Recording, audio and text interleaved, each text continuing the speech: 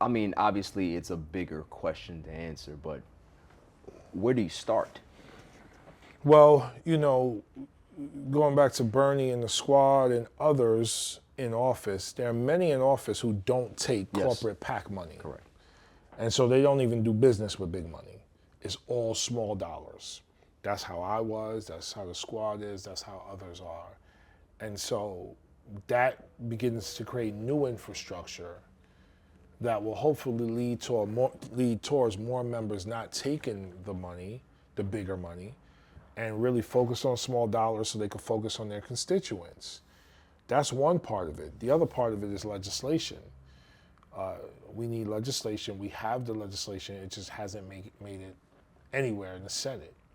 Which brings me to the third part of it, which is organizing and strategic organizing around getting big money out of politics. I watched your run very closely, and you're very, very passionate, obviously, about childcare, about affordable childcare, about making sure that housing is affordable, all these things. And when the infrastructure bill came in, there's a lot of things in that bill that it's okay, but all of the things that you particularly wanted Yeah. wasn't really there. And it's like when you go ahead and say, I don't really agree with this, I'm not going to side with this particular bill, for some reason you got put on Front Street Yeah. about, Jamal Bowman doesn't Well, agree with AOC too. AOC, Yeah, exactly. yeah, yeah. Pretty much the squad. Yeah. You guys are not siding with Biden. What's going on here? Is there some rift? And I'm just like, for somebody who understands politics and who follows it, I said, there's something in there that he didn't agree with, and there's something that he wanted in there that's not in there. And when we talk about the old guard keeping things the way they want to, make sure that this passes because it's a good look for the country, but what is it doing for my constituents? What is it doing for the people in my district? How is it helping me bring the message to my district saying, I'm trying to get this passed, but it doesn't pass? I now have to front that responsibility. But when you say no, you tell your constituents, I'm fighting for this. I'm making sure that although there's things in here that, yes, I agree with, and that can be able to help us, whatever it is, I need to stay true to my constituents. Yeah. And I don't see a lot of House members do that often. And that's what makes you special. And that's Yeah. what makes the squad special, is because you guys are the progressive party. You guys want to see progressive legislation passed because that's going to help us be better in the long run. But Yeah. yet the old guard continues to Yeah. have their big claws on the actual structure of what's going on. Yeah, So man. that, when I say that, just tell me about the frustration from your standpoint about knowing how the game is being played. You're in this game and you know how dirty it is, but you can't do anything more than what you're doing. Yeah, man. No, it's a great question and great framing, and thank you for framing it that way. Yeah. At this point, at this moment, at that point, so I'm elected in 2020. Yes. November 2020. I'm sworn in January 3rd, 2021. January 6th, 2021 is the insurrection. Yes. 3 days later, in response to that insurrection, I introduced my first piece of legislation called the Congressional Oversight of Unjust Policing Act, the COO Act. Just pretty much calling for us to form a commission to examine what the hell happened that day. Like, why weren't we prepared? Right. And the commission was formed. My bill wasn't cited as being the inspiration for it, But it was formed and they did their commission. Fast forward now, I want to say it was like November that the infrastructure bill took place. It was November. Yeah. It was the Friday after Election Day. This was an interesting time, right? Because in 2021, there was a bunch of elections across the country, but one in particular that was really big and we paid a lot of attention to was the McAuliffe versus Youngkin gubernatorial election in Virginia. Because this was like, there was a lot of attacks on education in particular. Why do we keep schools closed? Attacks on teachers' unions, on and on and on. And so that election happens there was an election in Virginia, an election in New Jersey. Thank God, Murphy was reelected. But McAuliffe lost to Youngkin in Virginia. So the Republican won, which was unexpected, right? So the next day, the New York Times editorial board writes op-ed pretty much blaming progressives for Youngkin's, for McAuliffe's loss. I'm like, where'd they get that from? What do progressives have to do with that loss? Like that was, McAuliffe ran a poor campaign. He got beat, whatever the case may be, right? So, cool. So this was Tuesday. Wednesday, the editorial board writes this piece. Friday, we're in Washington voting on what was supposed to be the infrastructure bill and a bill called Build Back Better. Yep, Build Back Better. Which was the, for lack of a better term, social infrastructure bill. So while, yes, we support roads, bridges, and tunnels, right, we also support affordable housing. We also support universal child care, pre-K, raising the federal minimum wage, making the child tax credit permanent, lifting 50% of kids out of poverty. We support all of that too. Exactly. And that's what our most vulnerable communities need. Yes. Now understand, this is Biden's agenda. Yes. Biden's agenda included both bills, right? And we have been fighting for both bills for the entire year. So now we get to this crescendo moment, that Friday in November 2021, first Friday in November, first or second. We come in to vote, all of a sudden we start hearing rumblings, we're not gonna vote for the Build Back Better bill because the New Dems, which is the pro-corporate Dems, wanted something called a CBO score to make sure that Build Back Better was gonna be paid for. Now understand, these people ain't won a CBO score the whole year. Last day they won a CBO score.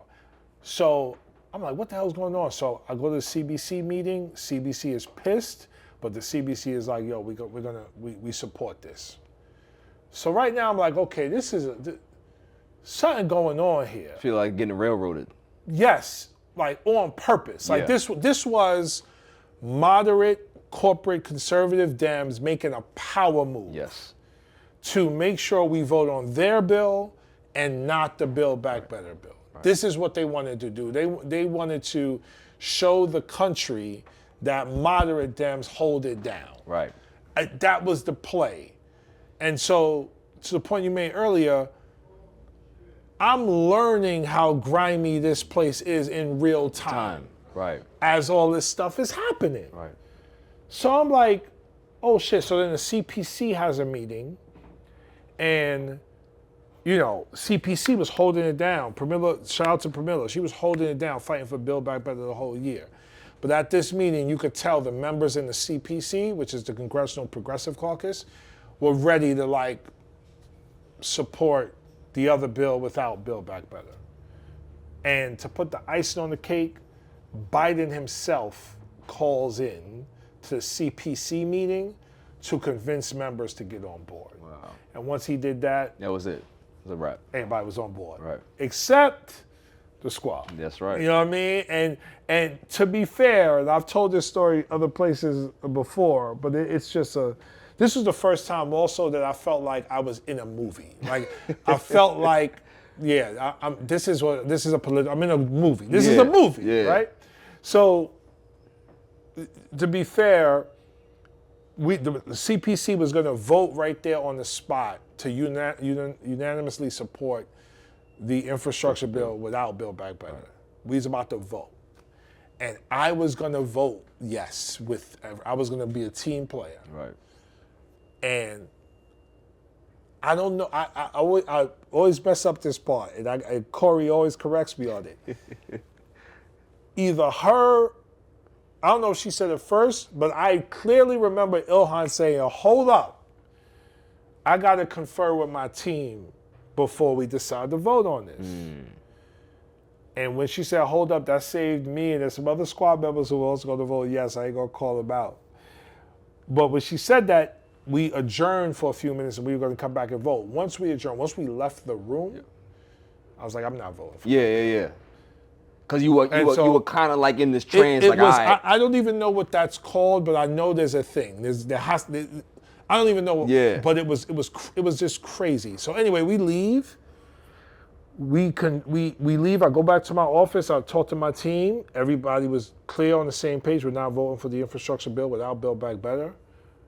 But the Democrats wanted 100% support. The bill was going to pass. Right. But they wanted 100% support to show strength. To show strength, right. And, VP Harris calls me in my office to get me on board. And I'm talking to her. I'm asking, like, what about childcare? What about paid leave? Yeah. I'm asking about the other stuff that we're not going to So, get. we have the advantage. Why don't we just do Well, this? we had some leverage. Yeah. And we were conceding that leverage to the moderates and to people like Joe Manchin in the Senate. So she called me and I had to say no to the VP. Well, I don't know if I said a hard no. I think I just kind of listened respectfully and kind of just let it go. Yeah. But then we all convened in Ayana's office and we were like, yeah, we're collectively going to be a no on this. Here's how we're going to communicate it. We left there and pretty much walked to the house together and sat together and all voted no. And we were the only Democrats to vote no. And to your point, and to what I just mentioned, why were we vilified for that? Right. Like, it was a bill that passed. Yes. We were clear on our reasons. Why do you need to make Why sure? do you need to then make the country see us as the villains? Right. As the number one threat to American democracy, which is how they was framing the shit. I'm like, yo, what? The bill passed. Like, why y'all acting exactly. like... You got what you needed. What do you need to ostracize us for? Correct, right? And We're in the same team. But they did it, and this is why we have Trump too. Right. Because the moderates and conservatives and the corporate Dems, they are more concerned with their own power than they are with us having a big tent that represents all the American people. Right. They don't want those Dems and those people in Congress, not just Dems, Republicans, of course, they don't want voices like Jamal Bowman and Cory Bush in Congress. They don't want Alexandria Ocasio-Cortez. No. They don't want that because it's a threat to their entire existence. Exactly. These people have been coasting on their mediocrity and inhumanity for their whole careers. To simplify it, a threat to the old guard. Threat to the old guard. Right. And so they don't want that, man. No, so yes, and again, this is strategic media and political infrastructure that is already in place. Right. So sometimes I can say like, yo, Barry did so-and-so, so we're gonna make sure you write this negative story about him. Exactly. Put that out there. Right. So some of it is explicit. Some of it is implied. Some of it is like, we on the same page anyway. Right. You know what I mean? Like, Speaker Johnson don't got to tell Fox News to say something bad about Ayanna Pressley. Nah, they gonna do it anyway. They gonna do it. Yeah. Right? So like, that's just what it is. So we had to be vilified, man. And yeah, dog. But that when that went down like that, I was like, oh, this is some real shit. Like, these corporate Dems really feel threatened by progressives. And they don't even need to be, because everything we're asking for is common sense. It really is. And representative of the Constitution. and representative of meeting the needs of the American people. And that's what it's all about. That's our job. Yeah. Now, yes, your friends may not have $100 billion anymore. Maybe they only have $50 billion, but they're still very, very rich. Right. But that's the problem. This is our economic system and our political system is very extractive and exploitative. It is. And it supports a racial and economic caste system. And that's the system, the old guard, that's what they're trying to maintain. Yeah. And they don't want nothing new. I agree.